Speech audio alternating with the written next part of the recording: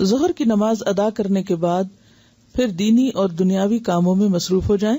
فجر اور عصر کی نماز کا خصوصی خیال رکھیں کیونکہ اس وقت دن اور رات کے مقررہ فرشتوں کی ڈیوٹی تبدیل ہوتی ہے، تاکہ فرشتے اللہ کریم کو یہ گواہی دیں کہ وہ آپ کو حالت نماز میں چھوڑ کر آئے ہیں. کیونکہ وہ حدیث آپ کو یاد ہوگی کہ جس میں فجر کی نماز میں اور عصر کی نماز میں فرشتے تبدیل ہوتے ہیں، اور رات کے فرشتے فجر کی نماز تک جو کچھ انسان کا نام اعمال ہوتا ہے اسے لکھ کر اوپر لے جاتے ہیں، دوسرے فرشتے آ جاتے ہیں اور پھر وہ عصر تک انسان کے ساتھ رہتے ہیں، اور پھر وہ عصر کے وقت چلے جاتے ہیں. انشاءاللہ اس کی صورت الرعد میں مزید تفصیل پڑھیں گے. نماز عصر کے بعد سے مغرب کی اذان تک کوئی سنت یا نفل نماز نہ پڑھیں. کب؟ نماز عصر کے بعد سے مغرب کی اذان تک کوئی سنت یا نفل نماز نہ پڑھیں.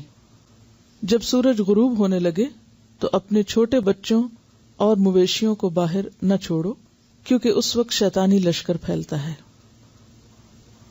مغرب کی اذان ہوتے ہی مغرب کی نماز سنت کے مطابق ادا کریں، کیونکہ یہ نماز مغرب کا اول وقت ہے. اول وقت میں نماز پڑھنا افضل ہے. آپ صلی اللہ علیہ وسلم نے زیادہ تر ہر نماز اول وقت میں ادا کی ہے. حضرت عبداللہ بن مسعود رضی اللہ عنہ نے آپ صلی اللہ علیہ وسلم سے پوچھا کہ اللہ تعالیٰ کو سب سے زیادہ پسند کون سے عمل ہیں؟ تو آپ صلی اللہ علیہ وسلم نے فرمایا، نماز کو وقت پر پڑھنا، پھر ماں باپ کے ساتھ اچھا سلوک کرنا، پھر اللہ تعالیٰ کے راستے میں جہاد کرنا. تو سب سے افضل عمل کیا ہے؟ وقت پر نماز، اور پھر حقوق العباد میں ماں باپ کے ساتھ اچھا سلوک، اور پھر اس کے بعد اللہ کے راستے میں جہاد. مغرب کی نماز کے بعد صبح اور شام والی دعائیں پڑھیں. یہ جو دعائیں پڑھنے کا وقت ہے یہ ایک وسیع وقت ہے.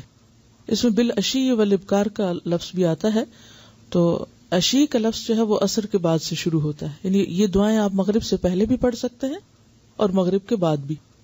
فجر کی نماز کے بعد ہی آپ پڑھیں گے، سورج نکلنے سے پہلے یا جیسے بھی، لیکن بہت ڈیلے نہیں کریں کہ آدھا دن گزر جائے تو پھر آپ پڑھیں.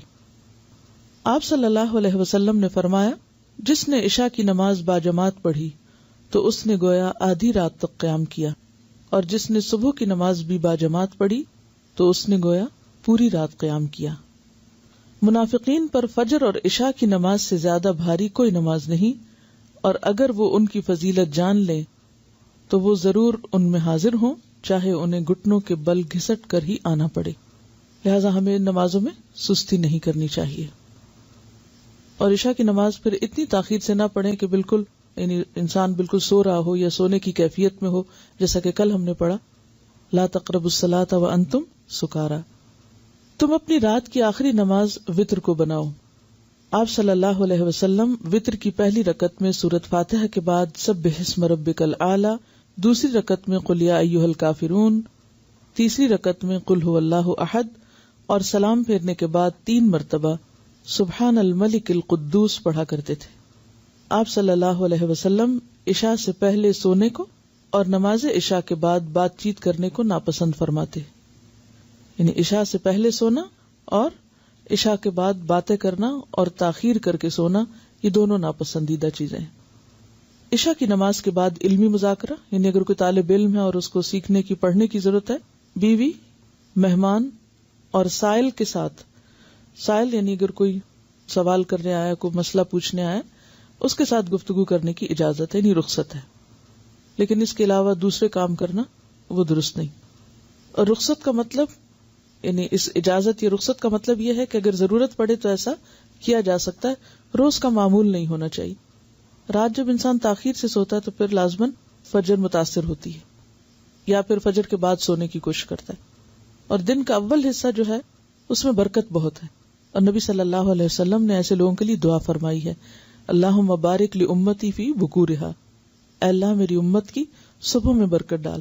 تو اگر صبح کا وقت ہم سو کر گزار دیتے ہیں تو جو برکت کا وقت ہے، یعنی جو کاموں کی تیزی سے ہونے کا وقت ہے، وہ تو ہم نکال دیتے ہیں، اور باقی دن میں پھر ہمارے کام پورے نہیں ہوتے وقت میں، جسے ہم عام طور پہ سب شکایت کرتے ہیں کہ وقت میں برکت نہیں ہوتی.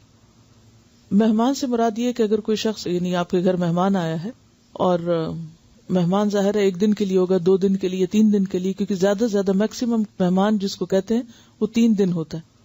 3 دن سے بعد اگر کوئی ٹھہرے تو وہ مہمان نہیں ہوتا. اب آپ دیکھیے کہ مہمان سے بات کی رخصت کیوں دی گئی, کہ اگر کوئی شخص 3 دن کے لیے آیا تو ظاہر ہے کہ اس کے پاس وقت کم ہوگا, تو اس کی اگر کوئی ضرورت ہے, کوئی بات چیت کرنا ہے, کوئی رشتہ دار ہے یا کوئی مسئلہ مسائل ہے, تو اس صورت میں پھر ہو سکتا ہے کہ دن کے اوقات میں وقت نہ ملے تو رات میں بات کی جا سکتی.